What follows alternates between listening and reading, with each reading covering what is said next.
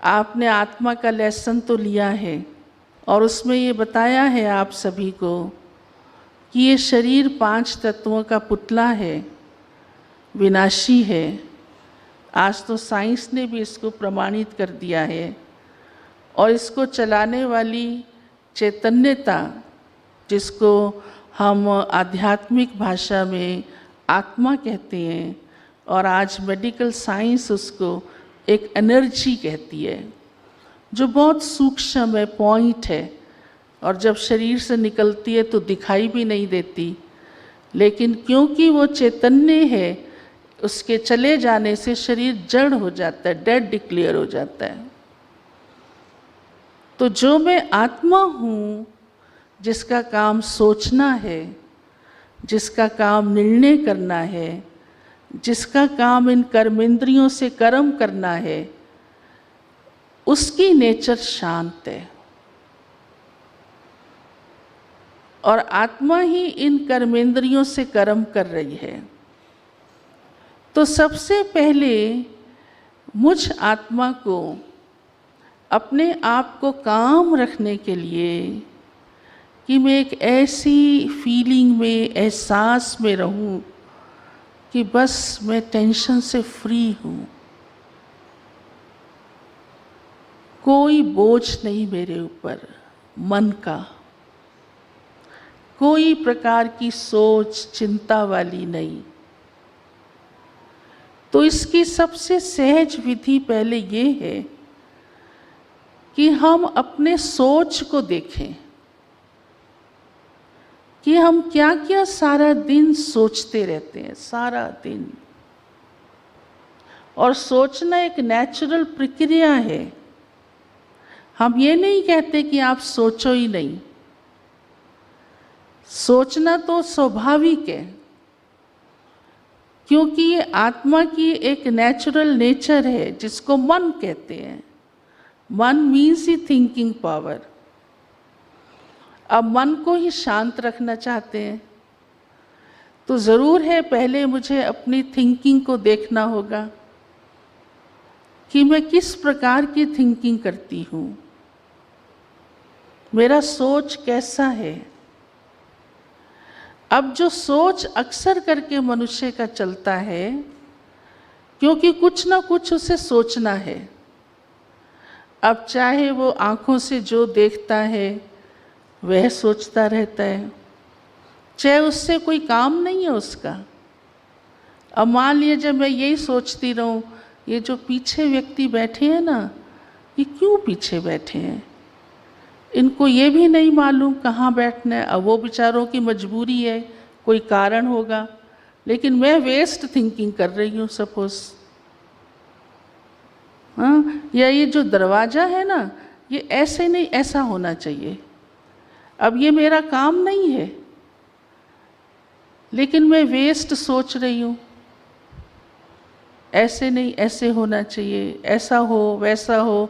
ये जबकि मेरी जॉब नहीं है, मेरा सरोकार नहीं है, परंतु ये मनुष्य की एक आदत पड़ गई है कि वो बहुत कुछ सोचता रहता है, सोचता रहता है, सोचता रहता है, और उससे अपने आप से ही वो भारी हो जाता है, क्योंकि उसने इतना एक्स्ट्रा सोच लिया, इतना एक्स्ट्रा सोच लिया जिसकी ज़रूरत नहीं थी। जैसे आप देखो, हम 3 टाइम भोजन करते हैं या कोई 2 टाइम करता है, या डॉक्टर उसको 6 टाइम थोड़ा थोड़ा खाओ सजेस्ट करता है। उस विधि के अनुसार भी चलते अगर वो एक्स्ट्रा खा लेता है, एक्स्ट्रा सब कुछ, चाहे वो किसी भी कारण से, वो क्या होगा, उसने एक्स्ट्रा लोड कर लिया अंदर शरीर में, और वो रोज़ की रूटीन में कर लिया। चलो एक दिन कर लिया और अगले दिन फिर अपने को सेट कर लिया तो भी चलो ठीक है, लेकिन अगर रोज़ करता रहे तो धीरे धीरे रोग बन जाता है। कई रोग निकल आते हैं। हाँ, अपच हो जाएगा, एसिडिटी हो जाएगी, क्या क्या हो जाएगा, आप सब जानते हैं इन बातों को। तो मैंने सारा दिन इन आँखों से जो कुछ देखा, क्या वही देखा जिसकी ज़रूरत थी? या जिसकी ज़रूरत नहीं थी मुझे, मैंने वो भी देखा। तो जब मैंने वो भी देखा तो वो सोचा, सोच चलता रहा। सोचना मीन्स ही थॉट्स का चलना। तो मैंने एक्स्ट्रा थॉट्स किए, एक्स्ट्रा एक्स्ट्रा। ऐसे ही सुनना, ऐसे ही बोलना, ऐसे ही कोई चीज़ का टेस्ट लेना, ऐसे ही कुछ भी सूंघना, ऐसे ही कर्म में आना, व्यवहार में आना, लेना देना। अब मैं इसका डिटेल नहीं करना चाहूँगी, आप सब बहुत बुद्धिजीवी बैठे हैं, आप सब कुछ अच्छी तरह से समझ सकते हैं और समझ भी रहे हैं। तो ये जो हमारा सारा दिन कर्मेंद्रियों से सोचने का, देखने का, सुनने का, बोलने का, चखने का, स्पर्श करने का एक्स्ट्रा होता रहता है, वही हमारे मन में एक बहुत बड़ा बोझ बनकर हमारे अंदर हमारी शांति को फील ही नहीं होने देता। आप ये अंतर यहाँ अच्छी तरह महसूस कर सकते हैं, क्योंकि यहाँ पर आपकी दिनचर्या, आपका रूटीन सारा और वायुमंडल सारा और जो कुछ आप यहाँ सुन रहे हैं, वो क्या सुन रहे हैं वो आप समझ ही रहे हैं इस बात को। तो हमें सबसे पहले अपने आप को इंट्रोवर्टनेस करना होगा, अंतर्मुखी बनाना होगा कि हम ऐसी वो सारी बातें जो एक्स्ट्रा है, जिसकी मुझे ज़रूरत नहीं है, क्योंकि आज साइंस के साधन भी ऐसे मिल गए हैं। अभी देखो, मनुष्य फ्री होता है तो क्या करता है, मोबाइल निकालेगा और कुछ कुछ देखेगा। फ्री इन द सेंस कि वैसे तो चलो मोबाइल से आप काम भी कर रहे हैं, कंप्यूटर से काम भी कर रहे हैं, जो भी साधन है, मीडियम है, तो उससे आप अपना काम भी ले रहे हैं। लेकिन जब काम फिनिश हो जाता है उसके बाद क्या करते हैं, कितना कुछ हम ग्रहण कर लेते हैं, कितना कुछ इधर उधर बात करके कॉल करेंगे, अच्छा चलो उनका हालचाल ही पूछते हैं, चलो यही पूछते हैं वो कहाँ गए हैं। अब जैसे सुना कि वो कहाँ गए हैं और आपको वो प्रिय नहीं है, तो एकदम वो माइंड में हथौड़े की तरह लगता जाके। तो ये सारी बातें भी हमारी अंतरात्मा को हलचल में लाती हैं। एक बार एक राजा था, बहुत अच्छा था और बहुत अच्छी उसकी सारी राज कारोबार चलती थी, प्रजा भी उसकी संतुष्ट थी, परिवार के सदस्य भी उससे संतुष्ट थे। लेकिन वो भक्त था और एक देवी की पूजा करता था। तो जब वो पूजा करता था तो बड़ी निष्ठा के साथ, श्रद्धा के साथ, तो उससे देवी प्रसन्न हुई।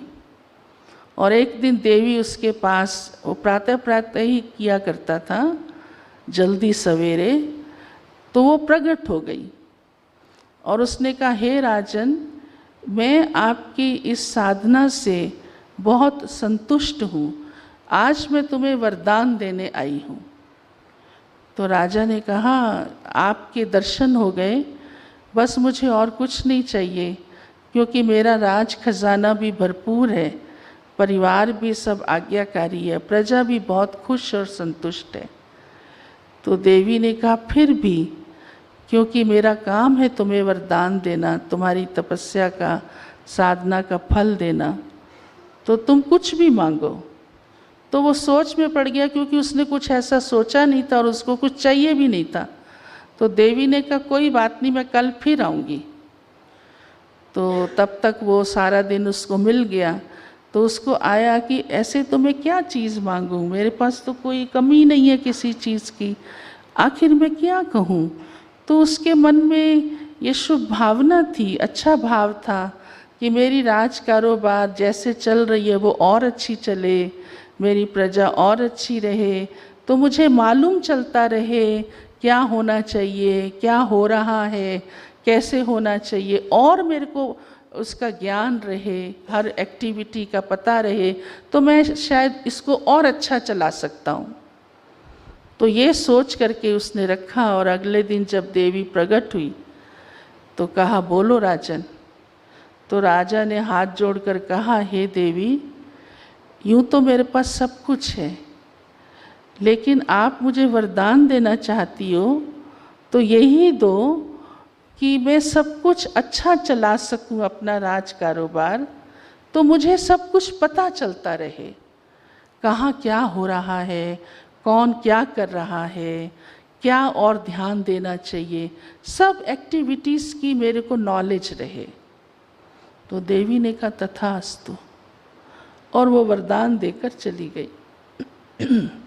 उसी घड़ी से राजा को पता चलने लगा कि जो मेरा मंत्री है वो क्या सोचता है, और उसको मैंने फलाने देश में भेजा है इस कारोबार के लिए, लेकिन वहाँ तो वो उस कारोबार के साथ साथ राजा के साथ अपनी भी कुछ बातें कर रहा है और कुछ और ही प्लान कर रहा है।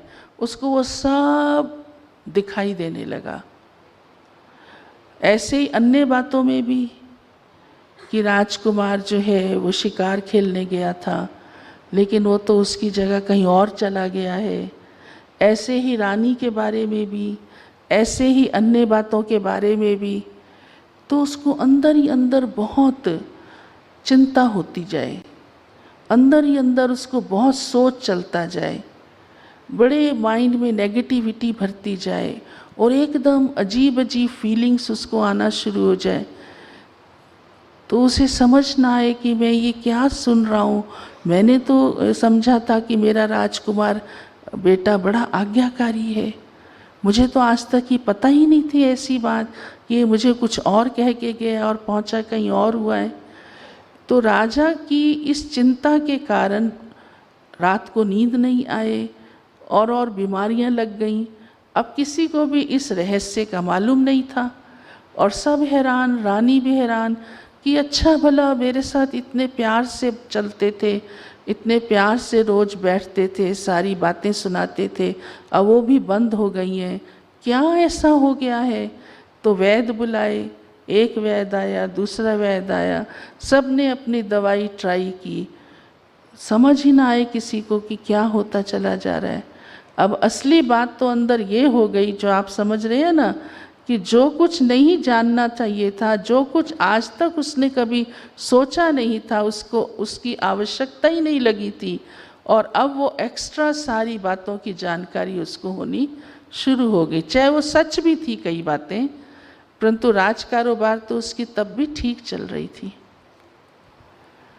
तब जब ये सारा कुछ हो गया, तब राजा ने वो रहस्य खोला कि ऐसे ऐसे मैंने देवी से वरदान मांगा था और मुझको इस प्रकार से अभी सारी बातों का मालूम होने लगा और मेरा ध्यान जाता है कि ये हो रहा है, वहाँ ये हो रहा है, प्रजा में ये हो रहा है। तो मेरे को सारा समय वही चिंतन, वही प्रेशर और उसकी इतनी टेंशन, और मेरा माइंड इतना डिस्टर्ब हो चुका है कि मैं अब राज कारोबार संभालने लायक भी नहीं रहा हूँ। मुझे जीवन से अब खुशी नहीं, मैं निरासक्त होता चला जा रहा हूँ। और उसने निर्णय ले लिया कि अब मुझे ये राज कारोबार नहीं संभालनी है। तो फिर उसने देवी को याद किया, देवी को पुकारा कि मैं तो बहुत परेशान हूँ और मैंने तो आपसे वरदान मांगा था। देवी ने कहा, तुमने अपनी इच्छा जाहिर की तो मैंने ये वरदान दिया। और उसके बाद देवी ने वो वरदान उससे वापस ले लिया, उसकी परेशानियों को देखते हुए। और राजा ने भी अपने दिल से निर्णय ले लिया कि अब मुझे ये सब कुछ नहीं संभालना है। तो कहने का भावार्थ ये है कि जब हम मनुष्य आत्माएं अपने जीवन में क्योंकि ये जीवन तो शांति से जीने का है, अशांति से नहीं। ये जीवन आनंद से जीने का है, दुविधा से नहीं, परेशानी से नहीं, क्योंकि ये हमारे सोच पे ही सब कुछ डिपेंड करता है कि हम क्या सोचते हैं और हर चीज़ को किस एंगल से देखते हैं, और तब ही मन पर बोझ चढ़ता चला जाता है। तो हमको इसलिए इस बात का जीवन में ध्यान रखना बड़ा ही आवश्यक है कि हमारी सारी दिनचर्या में हमने इन कर्मेंद्रियों का इस्तेमाल किस ढंग से किया और कितना किया।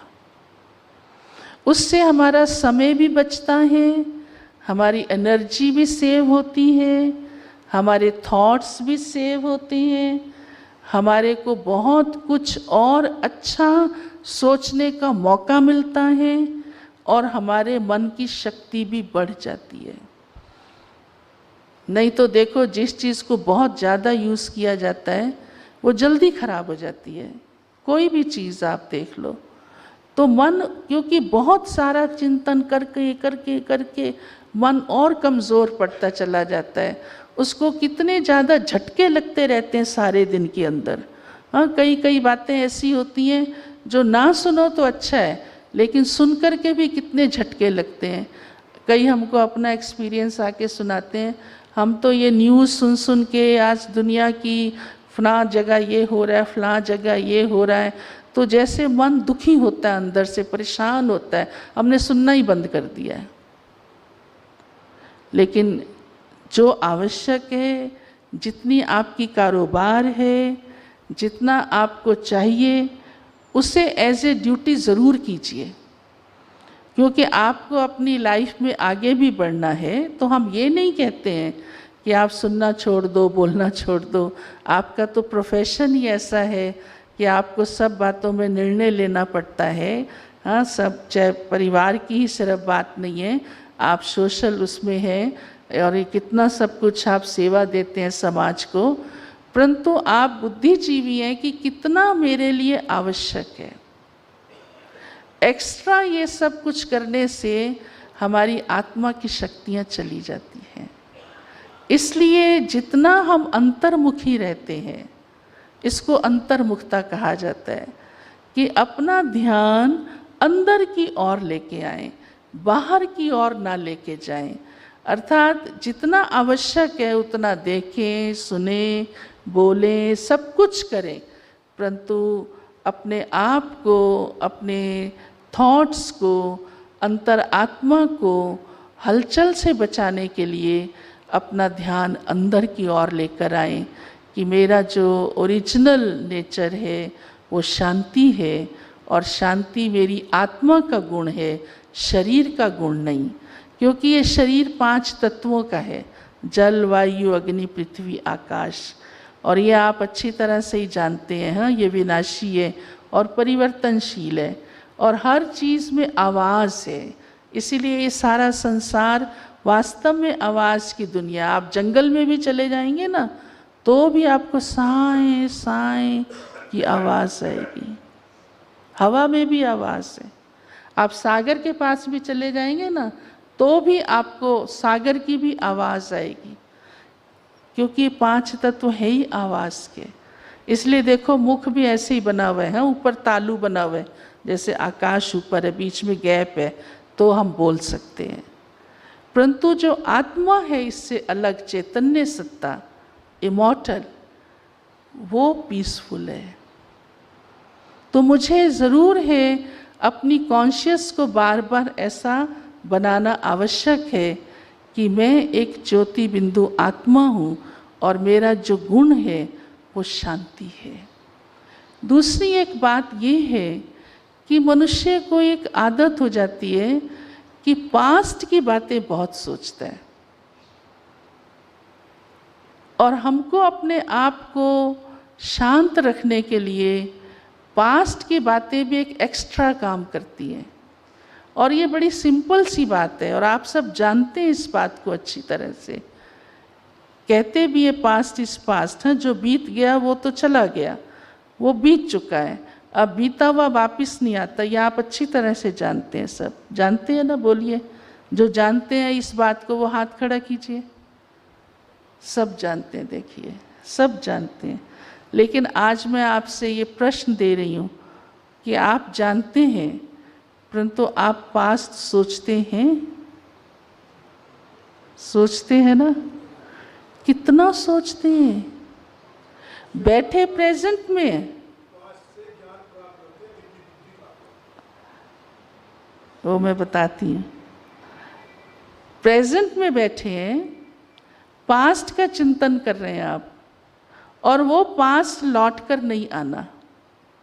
लेकिन हाँ, इतना ज़रूर है कि जो पास्ट आपने बिताया उससे आपने एक्सपीरियंस लिया, चाहे अच्छा लिया चाहे खराब लिया, दोनों ही आपके काम में आने वाली बातें हैं। अच्छा है तो भी, खराब है तो भी, लेकिन आपने एक्सपीरियंस कर लिया ना।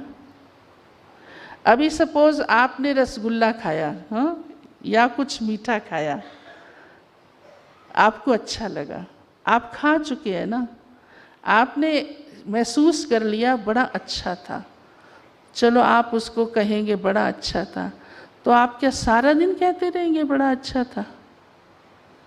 क्या और कुछ कहने के लिए नहीं है? या वो सारा दिन कहना आपके हिसाब से कितना कैसा लगता है, मैं क्या शब्द कहूँ? हाँ, और कोई आपका बहुत नज़दीकी होगा, हाँ, एक्सेस तो है ही बैड ना, तो आपका नज़दीकी जो प्रिय होगा वो कहेगा भाई आप एक बार कह चुके हो ना, हमने समझ लिया कि आपको बहुत अच्छा लगा, बस। तो बार बार वो कहना ना खुद के लिए शोभायमान होता है, ना दूसरे को सुनने वाले को अच्छा लगता है। तो इस प्रकार से ये तो छोटी सी बात है, बड़ी बड़ी घटनाएं भी घटती हैं, बड़े बड़े केसेस भी आपके सामने आते हैं, वो हमें सबक दे के जाते हैं, एक लेसन दे के जाते हैं, और उस लेसन को हमने समझ लिया बस, और उसका हम इस्तेमाल कर सकते हैं प्रेजेंट में और फ्यूचर में अच्छे के लिए। लेकिन जो चीज़ हमारे काम की ही नहीं है, जिसकी आवश्यकता ही नहीं है, और अगर है भी तो जब ज़रूरत पड़ेगी तब है, परंतु मैं उसका चिंतन अब भी करती रहूं, तो वेस्ट ऑफ टाइम है, वेस्ट ऑफ एनर्जी है, और उससे कोई लाभ नहीं मिलने वाला, और उससे मेरी अपनी ही शक्तियां कम होती चली जाएंगी। तो ये बहुत ज़रूरी है, हम आगे बढ़ना चाहते हैं तो फुल स्टॉप लगाइए। कुछ भी आप लिखते हैं एक सेंटेंस के बाद दूसरा, आपको आगे कलम ले जाना है, आगे कुछ भी टाइप करना है, आपको फुल स्टॉप देना पड़ता है। तो जो हो चुका अब तक भी, हमको परमात्मा का ये कहना है, वर्षों पहले तो छोड़ो, कल वाली बात भी छोड़ो, अब भी जो हो चुकी है फुल स्टॉप। ये हमारी कंट्रोलिंग पावर को बढ़ाता है, जिससे ही हमारी थिंकिंग बहुत पावरफुल हो जाती है। बल्कि कई तो फिर इतना मन में रख लेते हैं, दिल में रख लेते हैं कि किसी के साथ कोई घटना घटी, या कोई अच्छा एक्सपीरियंस नहीं रहा, या किसी रिलेशन में कुछ प्रॉब्लम्स आ गई, कहते मैं ज़िंदगी भर नहीं भूलूंगा इसको। तो अब आप सोचिए, आप दिल पर क्या क्या छाप डालते जा रहे हैं, क्या क्या बोझ रखते जा रहे हैं। तो वो नुकसान उसको नहीं हो रहा, वो नुकसान मुझको हो रहा है कि मैंने स्वयं ही अपने जीवन पर, अपने दिल में उन बोझों को रख करके जी रही हूँ। तो लाइटनेस नहीं रहती। तो जब लाइटनेस नहीं रहती है तो आप सोचिए आप पीसफुल कैसे होंगे, तो आप खुश भी कैसे रहेंगे। तो बोझ तो मैंने खुद ही अपने अंदर डाला। तो ऐसी बहुत सारी बातों से चाहे वो नफ़रत के कारण हो, ईर्ष्या के कारण हो, रीस के कारण हो, बदला लेने की भावना के कारण हो, ये सारी बातें भी कारण बनती हैं जो हमको शांत नहीं रहने देती, और उसे हम अपना अधिकार समझ के चल रहे हैं, उसको हम अपनी प्रॉपर्टी बनाकर चल रहे हैं कि ये तो बड़ा ज़रूरी है, मुझे ईर्ष्या तो होगी ही होगी। लेकिन आप इतिहास देखो, इतिहास तो छोड़ो, जीवन का अनुभव देखो, जिसने भी ऐसा किया उसको मिलता कुछ नहीं है सिवाय अपनी खुशी गायब करने के, और कुछ भी नहीं, सिवाय अपनी शक्तियाँ कम करने के, और कुछ भी नहीं। कहानियाँ भरी पड़ी हैं इस बात की कि उससे अप डाउन ही हुआ, हलचल में नीचे ऊपर, और धीरे धीरे आत्मा नीचे आती है, कमज़ोर होती चली जाती है। हमको इसलिए परमात्मा एक बहुत अच्छा स्लोगन देते हैं, किसी से रीस मत करो, रेस चाहे करो। रेस इन द सेंस कि मुझे पुरुषार्थ अच्छा करना है, एफर्ट अच्छा करना है, मुझे ज़िंदगी में कुछ बनना है तो ज़रूर मेरे को अपनी काबिलियत को यूज़ करना है, लेकिन इसलिए नहीं क्योंकि वो कर रहा है इसलिए। तो जो ये भाव आ जाएगा तो मन शांत नहीं रह पाएगा, फिर तो आपकी नज़र, आपका सोचना, सब कुछ उसी व्यक्ति के ऊपर ही सारा कंसंट्रेशन हो जाएगा, टारगेट ही वही बन जाएगा। तो आपका लेवल क्या रहा? तो आपने अपना लेवल तो खुद ही कहाँ ले आई। और जबकि हम सब ईश्वर की संतान हैं, और उसकी संतान होने के नाते पिता आपको अधिकार देता है कि मैं सर्वशक्तिवान हूँ, तो आप मेरे से शक्तियाँ लो, और वो शक्तियाँ लेने की ही विधि आपको यहाँ राजयोग का माध्यम, राजयोग बताया जा रहा है, जो अन्य सभी योगों से भिन्न है, क्योंकि इसमें हम क्रिएशन का उस क्रिएटर के साथ कनेक्शन हो जाता है, और हम सहज ही अपने जीवन के अंदर उन सब प्राप्तियों को कर सकते हैं। तो ये सारी बातें भी हमें काम नहीं रहने देती हैं, रेस्टलेस कर देती हैं एकदम।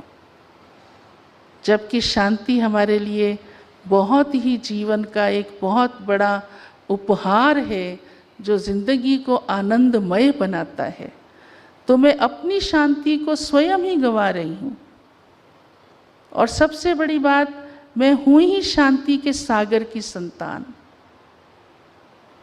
तो मैं सहज शांत रह सकती हूँ।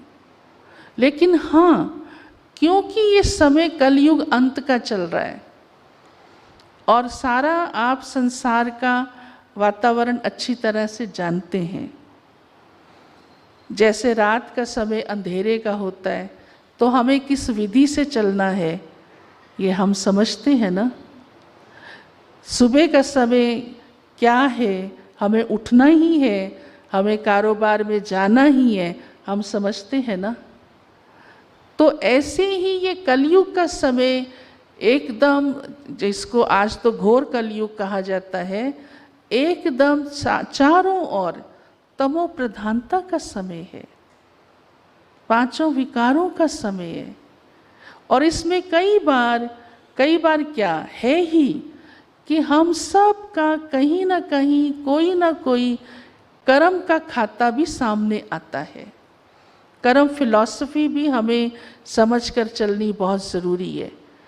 मैं इसका विस्तार अभी आपके सामने नहीं करूँगी, मैं इसलिए ये बात सुना रही हूँ कि हो सकता है आपके मन में ये आ रहा हो कि बहन जी मैं तो शांति रहता हूँ अपनी तरफ से, मेरे अंदर किसी के प्रति कोई नफरत, ईर्ष्या, द्वेष नहीं है।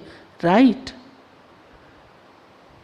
बहुत सारे ऐसे लोग हैं, परंतु फिर भी मेरे आगे ये समस्या है कि फलां आत्मा या फलां बातें या फलां परिस्थिति मुझे बार बार उल्टी ओर ले जाती है, अशांत बनाती है, मन में कैसे कैसे ख्यालात लाती है, मैं कहाँ तक टॉलरेट कर सकता हूँ।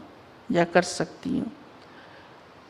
तो इसके लिए ये ज़रूरी है, जैसे देखिए हम किसी से उधार लेते रहते हैं काफ़ी टाइम, और ज़रूर है हमारे मन में ये रहता ही है कि ये उधार है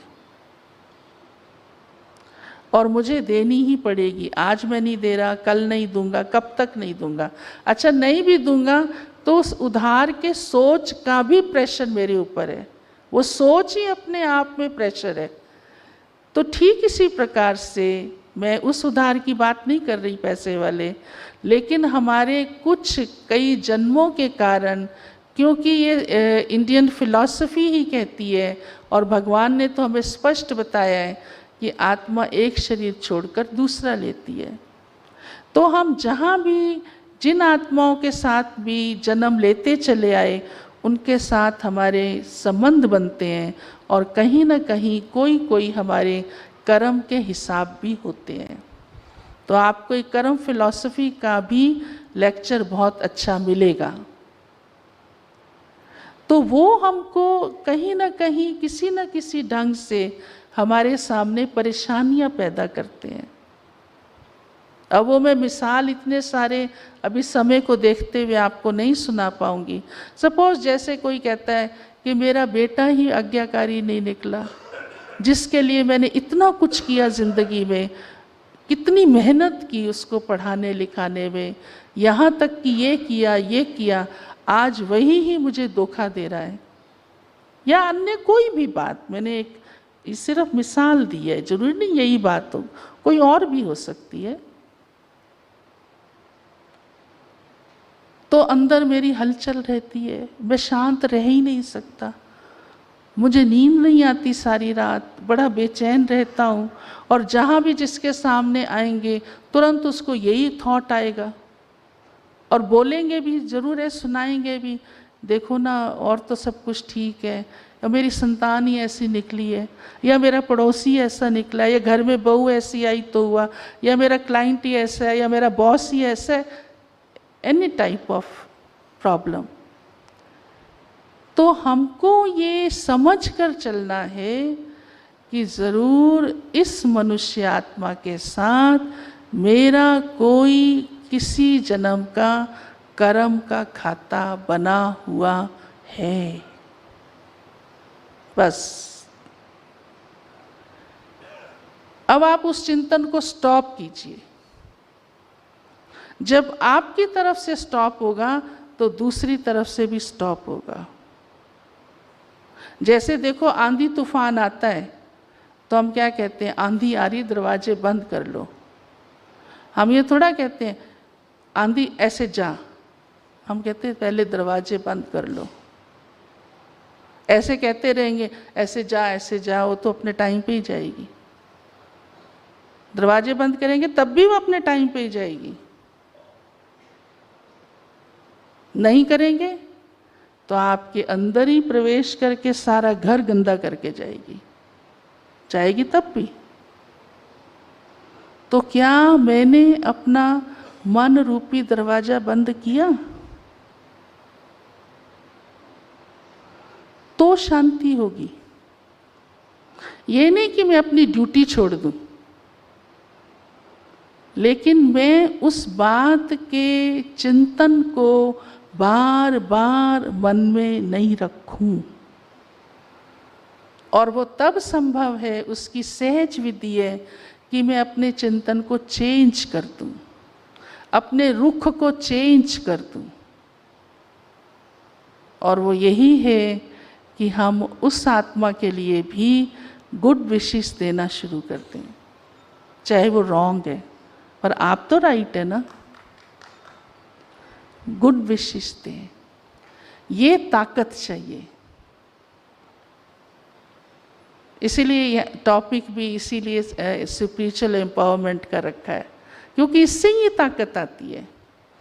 जब हम रियलाइज करते हैं और जीवन की सत्यता को समझ लेते हैं, और ये संभव है, ऐसा नहीं है ये असंभव है या ये कठिन है, नहीं।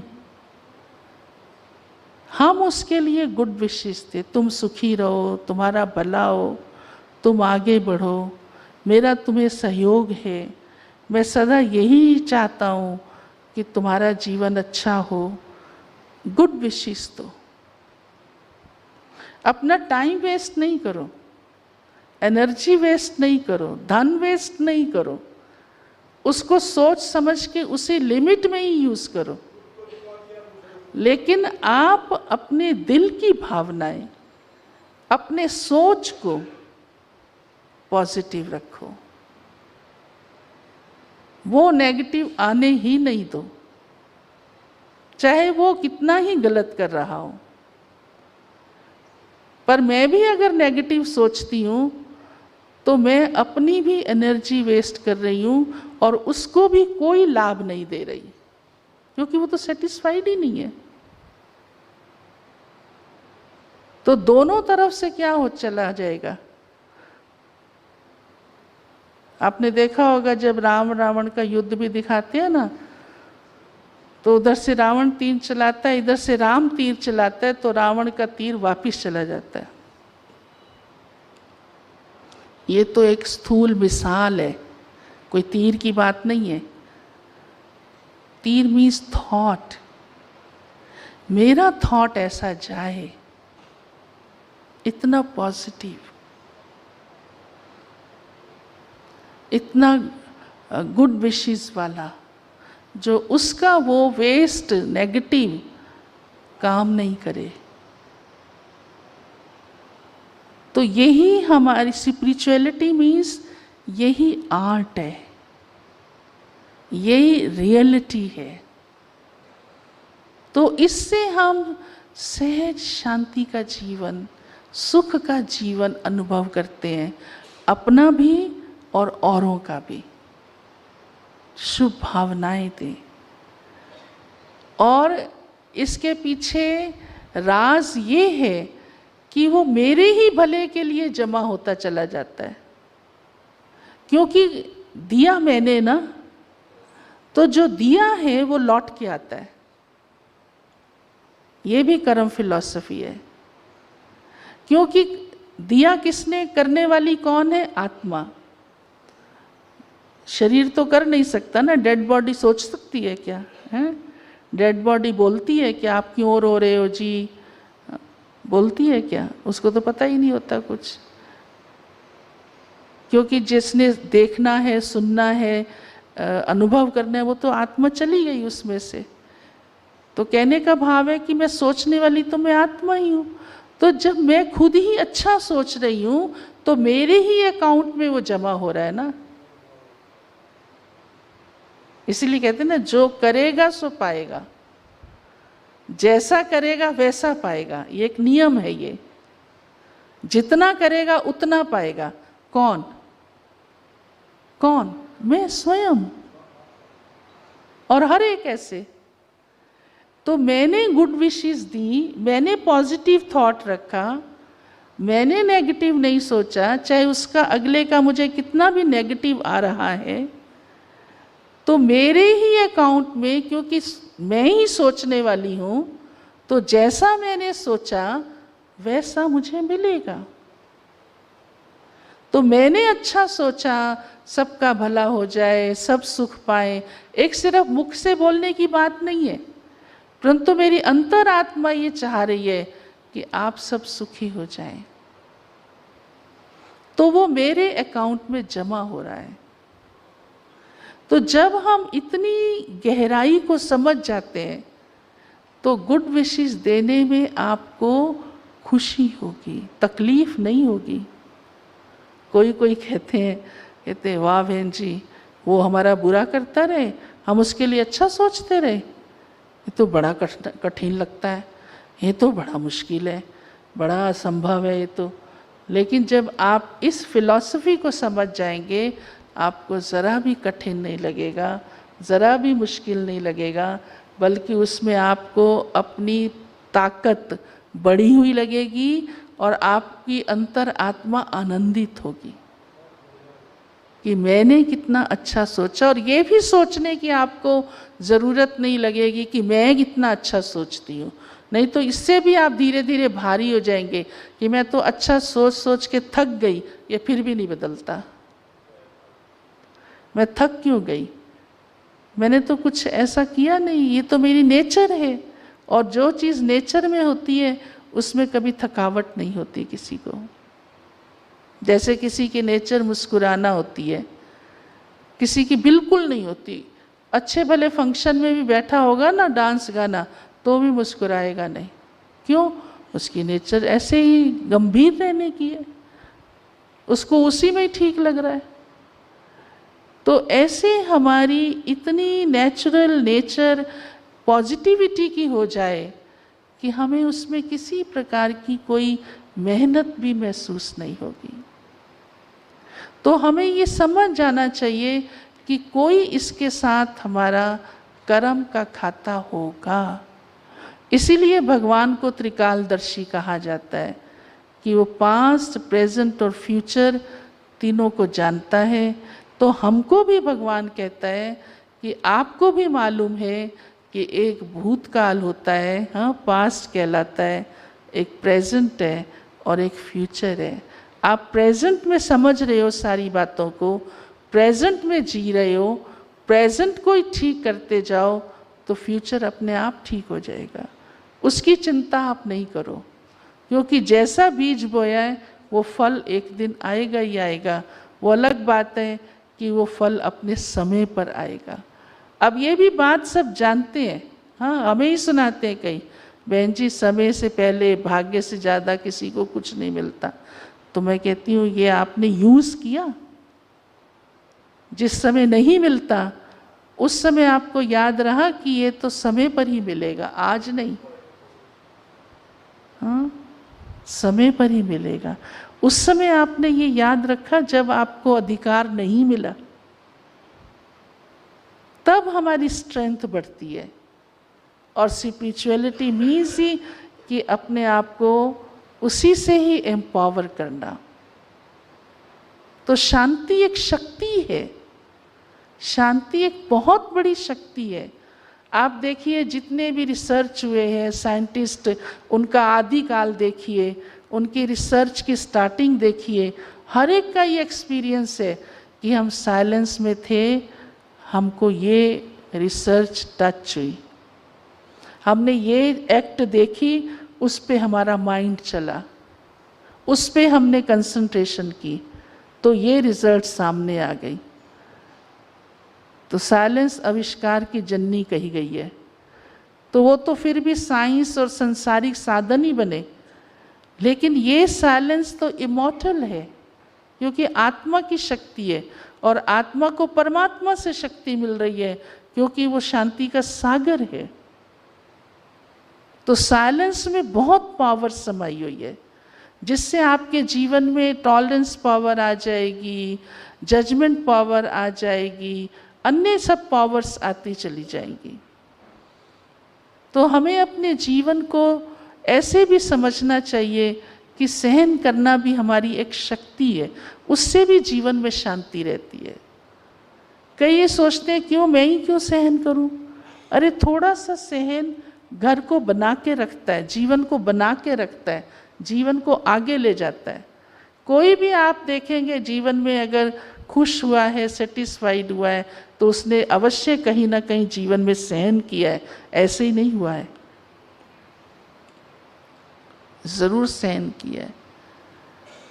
17वीं शताब्दी की एक मिसाल आती है जापान के एक राजा की, उसका नाम मुझे भूल रहा है।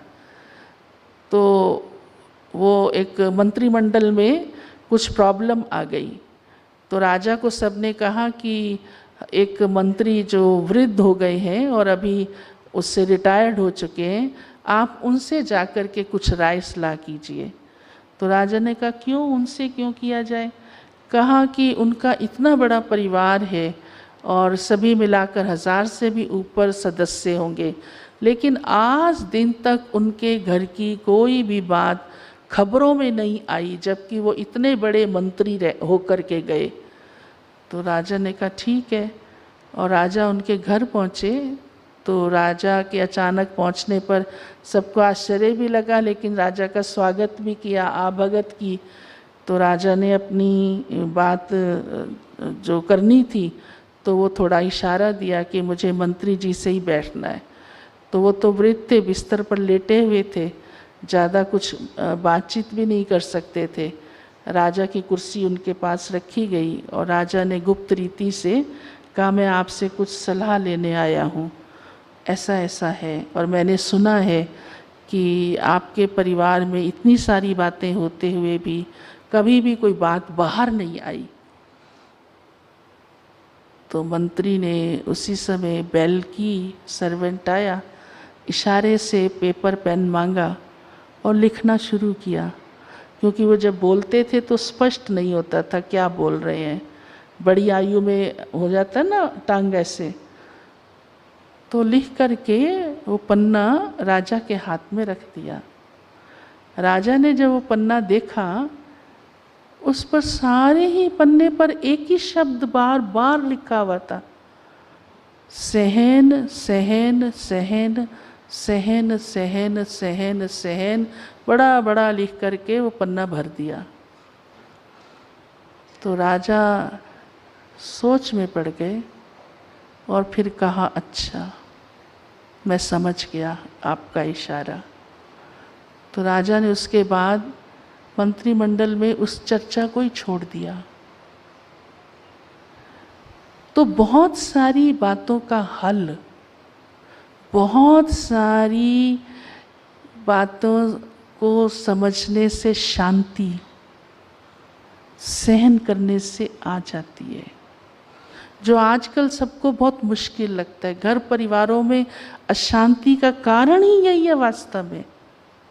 क्या ये थोड़ा है कि घर में खाने को नहीं है, पहनने को नहीं है, रहने को नहीं है, सब कुछ है।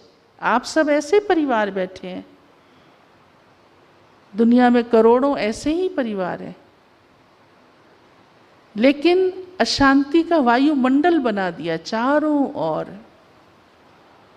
छोटी छोटी बातों से घर का वायुमंडल बना दिया ऐसा सारा, तेरा मेरा मेरा तेरा, तू मैं ये वो, छोटा बड़ा सब।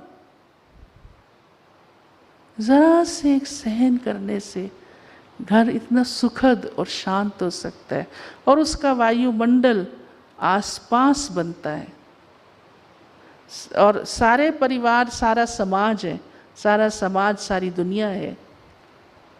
तो हम खुद ही कई बार अपने ही कारण से, थोड़ी सी स्ट्रेंथ ना होने से, थोड़ी सी टॉलरेंस ना करने से खुद को भी अशांत करते रहते हैं और सारे वातावरण को पीसलेसनेस बना देते हैं। तो ये शक्तियां भी हमारी साइलेंस पावर से आती हैं।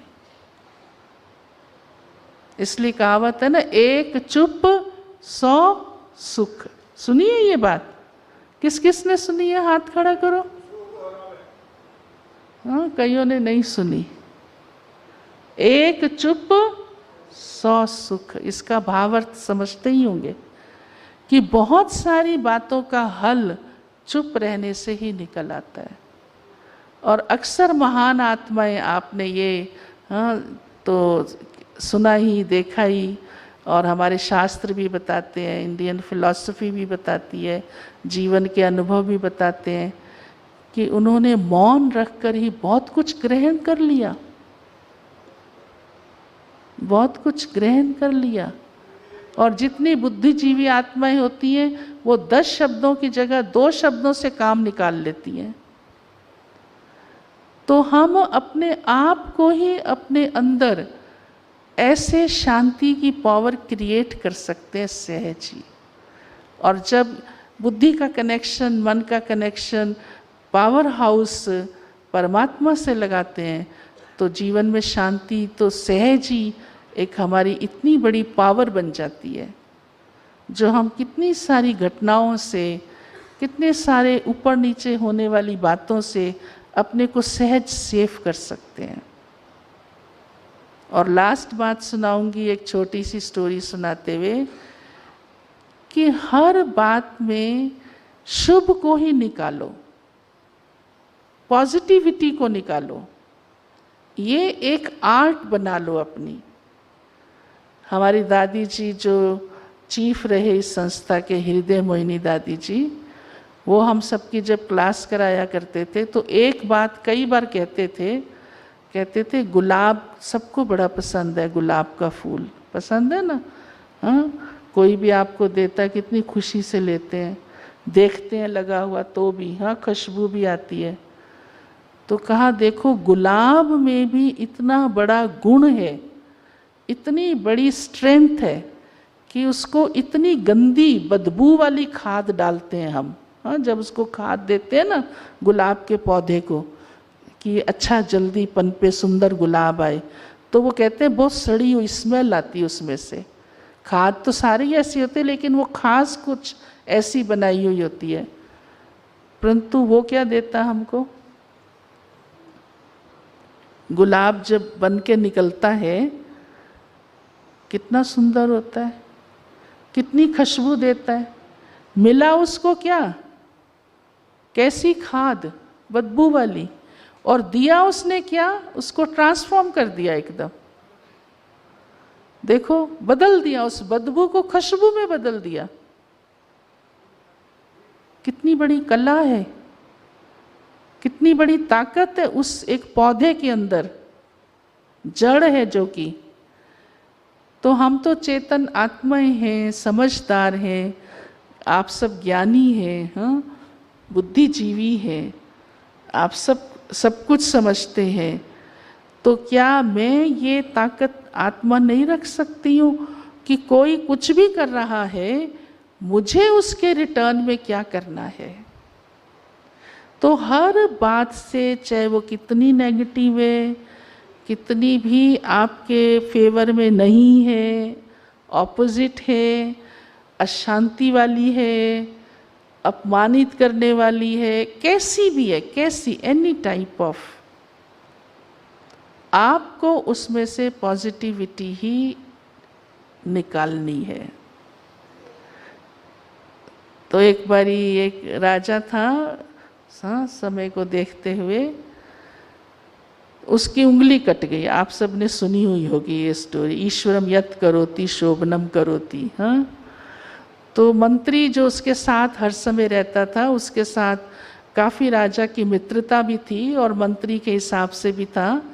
तो मंत्री बहुत अनुभवी था और सब कुछ राज कारोबार का भी अनुभवी था, जिंदगी का भी। तो उसने बड़े स्नेह सम्मान से राजा से कह दिया, क्या हुआ, उंगली कटी तो इसमें भी अच्छा ही है। लेकिन राजा को वो टॉलरेट नहीं हुआ। उस समय राजा एकदम अपनी राजा की कॉन्शियस में आ गया कि एक मंत्री और मुझको कह रहा है मेरी उंगली कट गई, मुझे दर्द हो रहा है, और कह रहा अच्छा हुआ। तो राजा उस कॉन्शियस में एकदम सज़ा सुना दी और दरबान को कहा इनको जेल में डाल दो। राजा का ऑर्डर तो ऑर्डर ही है, जेल में डाल दिया गया। और राजा जो है वो उस आवेश में फटाफट घोड़ा उठाया और शिकार खेलने चला गया। वैसे भी जब कोई ऐसी बातें होती है ना अचानक जो अच्छी नहीं लगती हैं, मनुष्य आवेश में आ जाता है, फिर वो कोई ना कोई टीवी खोल के बैठ जाएगा, कोई कुछ खाने चले जाएगा, कोई घूमने कोई लड़ना ही शुरू कर देगा, कुछ ना कुछ रिएक्शन होता ही होता है। तो राजा क्योंकि अक्सर शिकार खेलने उस मंत्री के साथ ही जाता था, आया आवेश में, तो उसने ना किसी को कोई सूचना दी ना कुछ, बस ड्रेस चेंज की, फटाफट घोड़ा उठाया और भाग गया। तो जब वो निकल गया शिकार के लिए, चलता गया, रास्ता भटक गया, जंगल की ओर पहुंच गया। तो घने जंगल की ओर पहुंचा तो वहाँ कोई डाकुओं का गिरोह था और वो इस इंतज़ार में थे कि यहाँ कोई प्राणी मिले, और वो देवी को सजाकर बैठे थे कि उसकी बलि चढ़ जाए।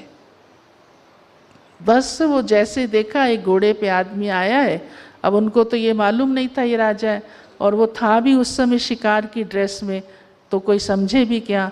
उन्होंने उसको पकड़ा और तैयार करके और देवी के आगे खड़ा कर दिया और अपने मुखिया सरदार को बुलाया कि आओ, आज तो बहुत अच्छा मौका हो गया, एक इतना अच्छा प्राणी मिल गया हट्टा कट्टा, और देवी तो आज बहुत प्रसन्न हो जाएगी।